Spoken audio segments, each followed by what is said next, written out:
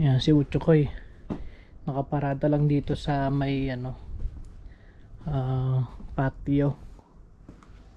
Hindi ko na pinasok sa may loob kasi pagka nag-snow si Miyagi, yan kung ang SUV ang ipapasok ko dito sa may garage.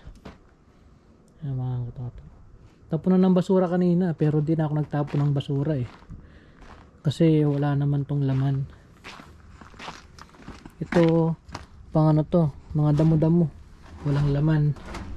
Ito may isang sako pero hindi ko na muna tinapon. Ito wala naman laman to, yung mga recycling only. Ayan, hindi ko na siya tinapon nilagay sa daan kasi every other Wednesday doon sila kumukuha ng dito ng mga basura. Hindi na ako naglagay ng basura sa daan kasi yung basurahan natin hindi ko na nilagay doon kasi wala naman laman.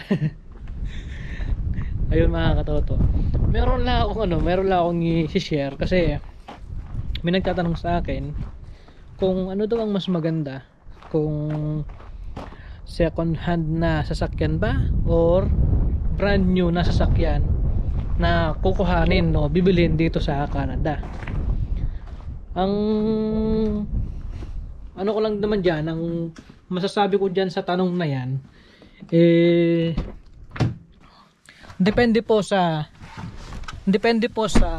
sa lugar nyo at depende rin po sa tao na kukuha, depende po sa inyo. Kasi sa akin naman ang explanation ko dyan, maganda ang second hand na sasakyan lalo na kung cash mo bibilhin kasi wala ka nang iisipin na bi-weekly na babayaran mo or monthly na babayaran mo. Hindi na yun, hindi mo na kailangan i-budget pa yon. Tapos ang kinagandahan pa sa may second hand na sasakyan, mura lang siya. Tapos hindi ka na mamumroblema nga sa bi-weekly na babudgetin mo pa.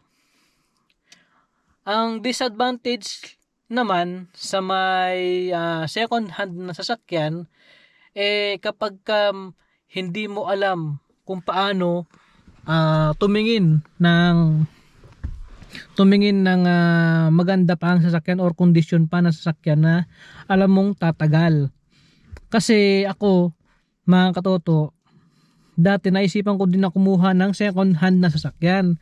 Kaya lang ang based sa aking experience, malayo ang mga binabiyahe namin sa lalo na nung nakatira pa kami sa Ethelbert, malayo sa may Dauphin, 45 minutes ang biyahe, mamalengke ka lang. Natatakot naman ako na magbiyahe ng second hand yung sasakyan kasi baka masira. Wala pa naman din akong alam sa mga makina ng sasakyan kasi hindi naman po ako mekaniko. Alanganin po ako na kumuha ng second hand na sasakyan. Pinipilit ko dati si Commander pero ayaw niya. At sa akin, ayaw ko din naman ng second hand sasakyan kasi di natin alam kasi luma na yun, baka may problema sa makina or something sa katawan ng sasakyan, kaya ganon. Pero maganda, may advantage at disadvantage kasi mga katoto. Pagka second hand yung kinuha mo na sasakyan, makakamura ka, tapos makakatipid ka sa bi-weekly na babayaran mo sana. Yun, instead na ibibigay mo pa or ibabayad mo sa bi-weekly, iipunin mo na lang.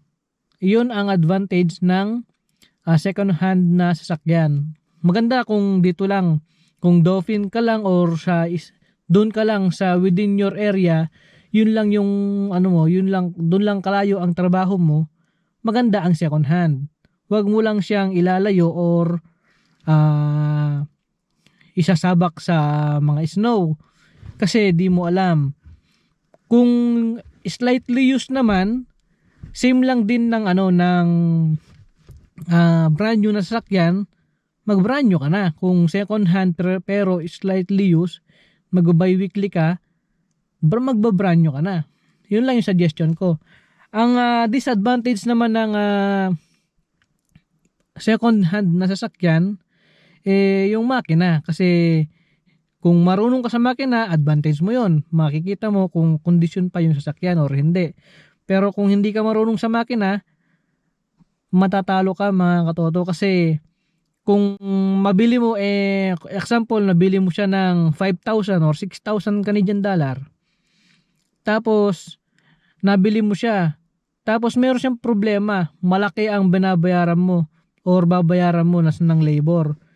Instead na yung naipon mo sana, kasi nakatipid ka nga, nakaipon ka, tapos ibibigay mo lang din sa may gagawa, edi parang ano yun, parang alam mo yun, parang hindi ako kumbinsido doon, hindi ako, ayoko ng ganon. Ngayon, ang sa brand new na sasakyan naman, ang advantage niya, syempre, panatag ka.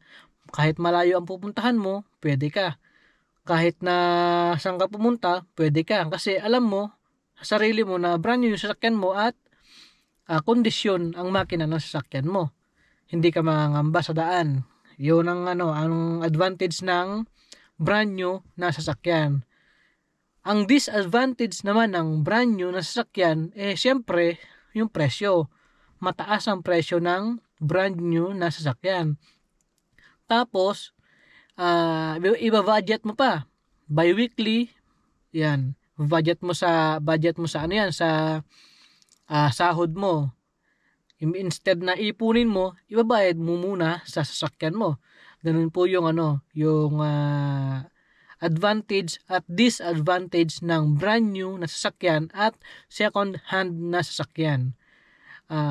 Nakakadepende naman po sa inyo kung ano po yung kukunin nyo.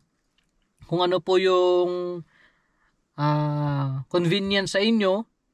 Kung malapit ang trabaho mo sa bahay mo, hindi ka nagbabiyahe ng malayo, tapos marunong ka sa makina, marunong kang magmekaniko, mangulikot ng sasakyan, ang payo ko sa'yo, mag second hand ka na sasakyan kasi magaling ka sa sasakyan, tapos marunong ka, tapos makakatipid ka mga katoto.